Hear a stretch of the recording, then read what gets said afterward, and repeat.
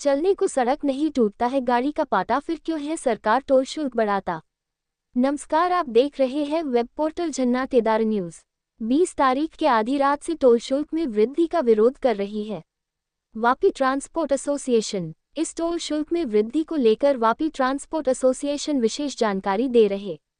आए सुनते टोल शुल्क में वृद्धि को लेकर वापी ट्रांसपोर्ट एसोसिएशन के वरिष्ठ क्या कह रहे हैं। खास કરીને આજે જે આપણે અહીંયા બધા જે ટ્રાન્સપોર્ટરો ભેગા થયા છે અને વિશેષ મીટિંગનું આયોજન કરવામાં આવેલું છે, કઈ પ્રકારની આપણું આજે છે માંગ છે અને શાના માટે આ આપણે આયોજન કર્યું છે। આજે નેશનલ હાઈવે 48 પર જે 4 ટોલ નાકા પર આવતીકાલથી જે વધારો આવી રહ્યો છે તેનો સખત અમે વિરોધ નોંધાવીએ છીએ। એનું કારણ એ છે, એક તો રોડની કન્ડિશન એટલી બધી ખરાબ છે કે રોડ અને ખાડા બે સરખા જ છે। ખરેખર પરિસ્થિતિ એવી છે કે ટ્રકોના અને ટેમ્પોના અને પ્રાઇવેટ જે નાના વ્હીકલ હોય એને વારંવાર નુકસાન થઈ રહ્યું છે। પાટા તૂટે, ગાડીઓ સમયસર ન પહોંચે અને ભયંકર નુકસાન થઈ રહ્યું છે, જેની કમર તૂટી ગઈ છે ટ્રાન્સપોર્ટરોની। માટે આ ભાવ વધારાનો અમે વિરોધ નોંધાવીએ છીએ। એનું કારણ એક જ છે કે અત્યારની પરિસ્થિતિ જ એવી નથી રોડની અને કન્ડિશન નથી, भाव વધારો ये योग्य नहीं बिल्कुल।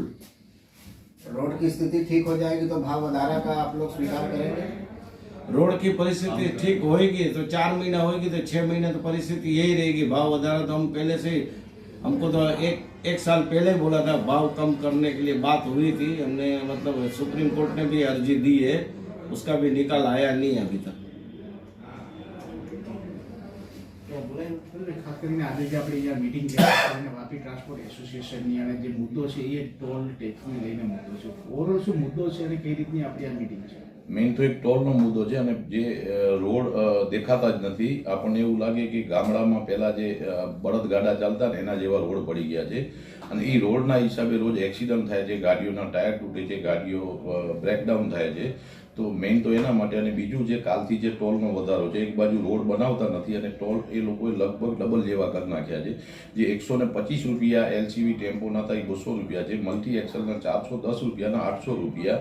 અત્યારે એ પોઝિશન છે કે અમે અમદાવાદથી જો વાપી ગાડી ચલાવીએ તો જે મલ્ટી એક્સેલ ગાડી છે એને લગભગ 5,500 થી 6,000 રૂપિયા ટોલ લાગે છે અને અમારી જે પ્રોફિટ છે ગાડી ચલાવીને એક ટ્રીપ મારીને 2,000 થી 3,000 કમાવી છે। એમાં પણ જે રોડ છે, રોડના હિસાબે જે ટાયરો ઉડે છે એ અલગથી। અત્યારે અમારો જે ટ્રાન્સપોર્ટ ઉદ્યોગ અને જે ટ્રકના જે માલિકો છે એની પરિસ્થિતિ એવી છે કે જો ટોલ ભરવા જાય તો ટાયરવાળાને પૈસા નથી આપી શકતા અને જો ટાયરવાળાને પૈસા આપી તો ટોલ ભરી શકીએ એવી પરિસ્થિતિ નથી। તો પ્રશાસનને અમારી એક નમ્ર અરજ છે કે પહેલાં રોડ બનાવે અને પછી ટોલની વાત કરે। 2008માં જ્યારે આ ટોલ બન્યો અને આઈઆરબી કંપનીને એનું જે આપવામાં આવ્યું ત્યારે જે લોકોએ વાત કરેલી અને જે ગવર્મેન્ટે ત્યારે જે નોંધ બનાવેલા, તો 15 વર્ષ પછી 2022માં આ ટોલની અવધિ પૂરી થયા પછી પણ આ લોકો પૂરેપૂરું ટોલ વસૂલે છે। ખરેખર ત્યારના જે નોર્મ્સ અને જે લખાણ છે એ પ્રમાણે 40% એ લોકોને મેન્ટેનન્સ માટે ટોલ લેવાનું હતું।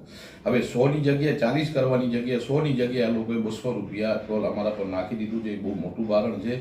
તો મારી પ્રશાસનને એવી નમ્ર અરજ છે કે આ ટોલનો જે વધારો છે એ પાછો ખેંચવામાં આવે અને વાપી અને વલસાડ જિલ્લાની જે પ્રજાને જે આ તકલીફ છે, રોડનો અમે ટોલ છે 1 વર્ષ ભરીએ છીએ તો દર વર્ષે 4 મહિના ચોમાસાના આ રોડ અમને કામ આવતો નથી અને આ રોડના જે ખાડા પડે છે એના હિસાબે જે અમારી ગાડીઓ અને ટાયરોને જે નુકસાન થાય છે એ બહુ મોટું નુકસાન હોય છે। ખાસ કરીને જે ટોલની વાત આપણે કરીએ છીએ, કયા કયા ટોલ છે? એક તો બોરિયાજી ટોલ છે જે નવસારી પાસે છે, એક બગવાડા ટોલ છે, એક ચારોટી ટોલ છે અને બીજું જે ટોલ છે એ મનોહર પાસે છે। એ 4 ટોલ છે NHI અને આઈઆરબીની ભાગીદારીના ટોલ હતા। 2008માં જ્યારે એ લોકોનું ચાલુ થયું ત્યારે ટોલના જે નોર્મ્સ નક્કી હતા દર વર્ષે જે 5 થી 8% વધારો એવા નોર્મ્સ હતા અને એ વધારા પ્રમાણે એ લોકોએ વધારો કરેલું। 2022માં આ ટોલની અવધિ પૂરી થતી ઓગસ્ટ મહિનામાં, એના પછી 40% ટોલ લેવાનું હતું, એની જગ્યાએ લોકોએ 100% ટોલ વસૂલી અને આના પછી પણ પાછો વધારો નાખ્યો છે। ખાસ કરીને આ પહેલા પણ આપણે આ મુદ્દે રજૂઆત કરી હતી, આંદોલન પણ કરેલા હતા, તો શું એનું શું? અખિલ ગુજરાત ટ્રક ટ્રાન્સપોર્ટ એસોસિએશન એના માટે PIL દાખલ કરેલ છે 2023માં ફેબ્રુઆરી મહિનામાં। એ બી કાગળો અમારી પાસે છે। અમે જે તે સમયે સ્ટે માટેની બી અરજી કરેલી છે, અમને સ્ટે નથી મળ્યો કારણ કે NHI ની વિરુદ્ધમાં કેન્દ્રનો કાયદો છે એવું કોર્ટ અમને જણાવે છે। અમે હાઈકોર્ટમાંથી અત્યારે સુપ્રીમમાં છીએ અને આજે પણ અમે સુપ્રીમમાં આના વિરુદ્ધ અરજી કરેલી છે। તો હવે આગામી દિવસોમાં હવે આપણું પગલું શું રહેશે?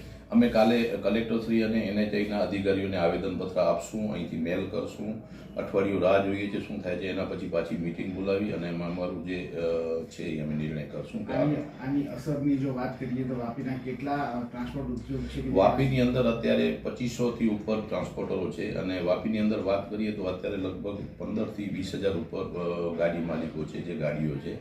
અને આમ વાત કરવા જઈએ તો ઓલ ઓવર ઇન્ડિયા લેવલે બધી ગાડીઓ કારણ કે NH48 છે એ મોટામાં મોટો ટ્રાફિકવાળો રોડ છે, ઇન્ડિયાની અંદર નંબર 1નો ટ્રાફિક રોડ છે. ટોલની વાત કરીએ તો અત્યારે પર ડે જે ટોલના આંકડા છે, ગવર્મેન્ટના આંકડા છે, 60થી 65 લાખ રૂપિયા પર ડેની ઇન્કમ છે વાપી બગવાડા ટોલની. એ જો ડબલ થશે તો રોજના કરોડથી સવા કરોડ રૂપિયા આપ્યા પછી પણ જો આપણે પગે પણ ન ચાલી શકીએ જો એવા રોડ હોય તો આ તો તાનાશાહી જેવી વાત થઈ.